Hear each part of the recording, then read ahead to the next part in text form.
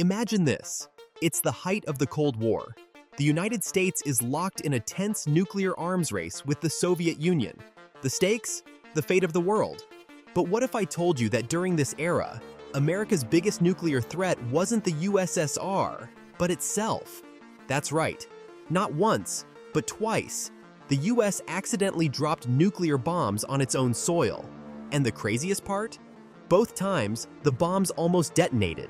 This is the wild, terrifying, and true story of how America accidentally nuked itself. Twice. To understand how this happened, we need to go back to the 1950s. The Cold War was in full swing, and the US was stockpiling nuclear weapons like there was no tomorrow. The idea was simple: deter the Soviets by having enough firepower to wipe them off the map. But with great power comes great responsibility, and apparently, great mistakes.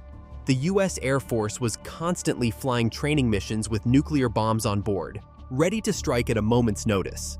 These weren't just any bombs, they were hydrogen bombs, hundreds of times more powerful than the ones dropped on Hiroshima and Nagasaki. And on two separate occasions, these bombs were accidentally dropped over American soil.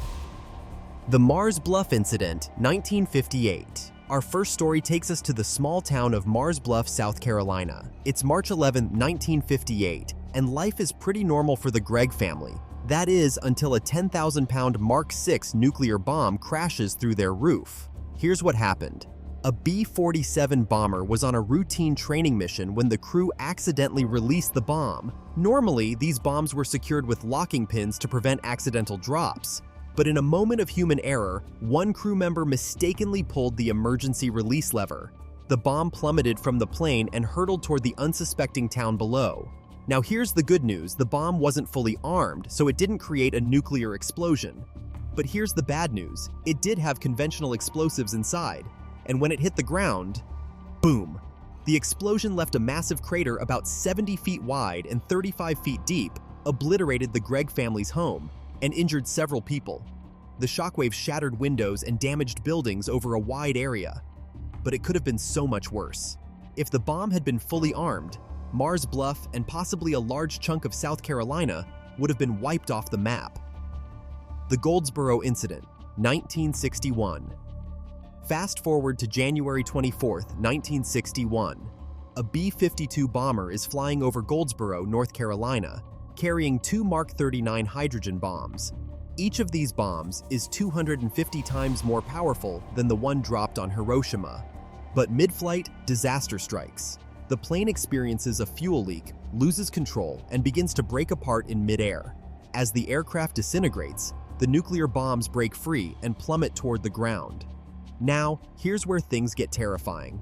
When one of the bombs hit the ground, its parachute partially deployed, slowing its descent. But the other bomb? It crashed at full speed and began its detonation sequence.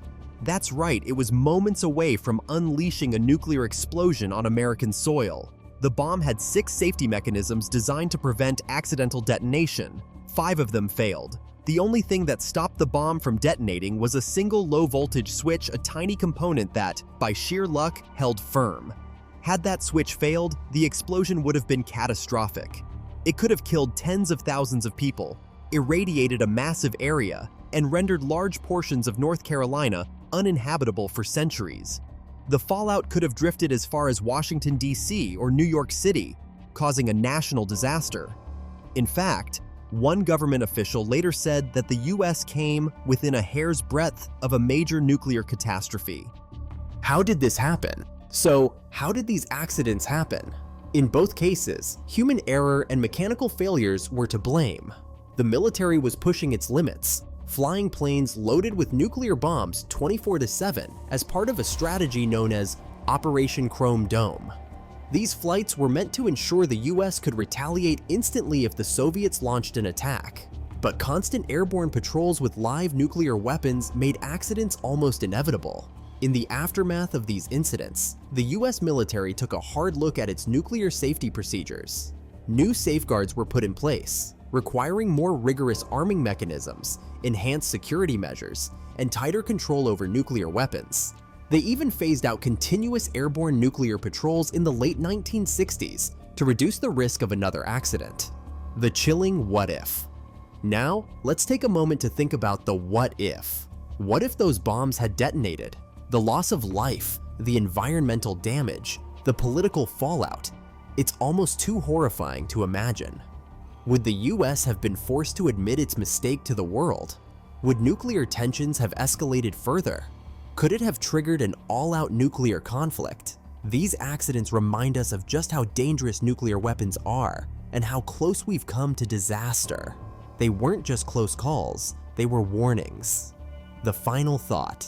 Thankfully, no nuclear bomb has ever accidentally detonated on US soil, but these incidents serve as a stark reminder of the risks we take when we play with such powerful weapons. They're a warning from history, one that we should never forget. So, what do you think? Were these accidents just close calls, or were they a sign of something more serious? Let me know in the comments below. And if you enjoyed this video, don't forget to like, subscribe, and hit that notification bell so you never miss a story from history's wildest moments. Thanks for watching, and I'll see you in the next video.